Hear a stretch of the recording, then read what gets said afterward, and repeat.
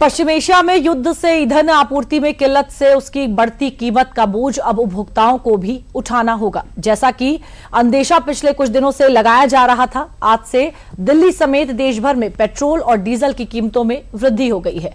Petrol के दाम प्रति लीटर 3.14 रुपए की वृद्धि हुई है, जिससे अब ये बढ़कर 97.77 रुपए हो गई है। इसी तरह डीजल 3.11 रुपए प्रति लीटर महंगा होकर 90.67 रुपए पहुंच गया है।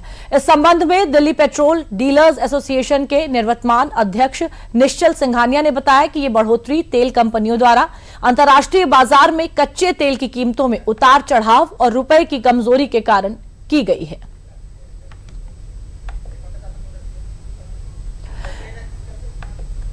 पेट्रोल डीजल के दामों में हुई बढ़ोतरी को देखें तो जो पेट्रोल पहले 94.77 रुपए प्रति लीटर था, वो अब 97.91 रुपए प्रति लीटर मिलेगा। वहीं प्रीमियम पेट्रोल जो पहले 102 से 104 रुपए प्रति लीटर था, वो अब 105.14 रुपए से 107.14 रुपए प्रति लीटर मिलेगा। वहीं अगर बात करें नियमित डीजल की, तो पहले 87.67 रुपए प्रति लीटर था, जो अब 90.78 रुपए में मिलेगा। चल रही क्राइसिस के कारण जो विगत कई महीनों से चल रही है, वो सबके ध्यान में है और पूरी दुनिया उससे प्रभावित है।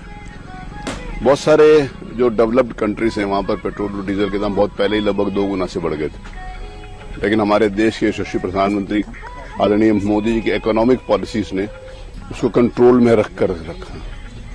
अब हम सबके सामने है कि ये जो क्राइसिस है, उसमें पूरे देशवासी स्वयं उस बात को समझ रहे हैं और उसकी भावना को समझ रहे हैं। और पेट्रोल और डीजल के लिए तो पहले भी ये एक्ट में निर्णय किया गया है कि जैसे जैसे पेट्रोल डीजल के दाम बढ़ेंगे या घटेंगे, कंपनियां अपने आप उसको बढ़ा देंगी और घटा देंगी। लेकिन पिछले दिनों क्रूड के दाम इतने बढ़ने के बाद भी इस देश में दाम नहीं बढ़े थे। साइमल्टेनियसली माननीय प्रधानमंत्री जी ने एक निवेदन किया है, एक उनकी अपील है।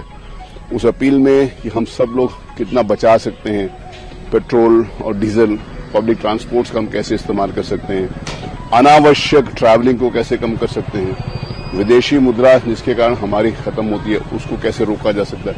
सारी बातों का एक ध्यान माननीय प्रधानमंत्री जी ने अपनी अपील के माध्यम से किया और मुझे इस बात की प्रसन्नता है कि देशवासी उस भावना को समझते हैं और उसके कारण आज पेट्रोल के दाम बढ़े हैं। आगे कम होंगे तो भारत सरकार उसके ऊपर भी कोई निर्णय ले सकती है।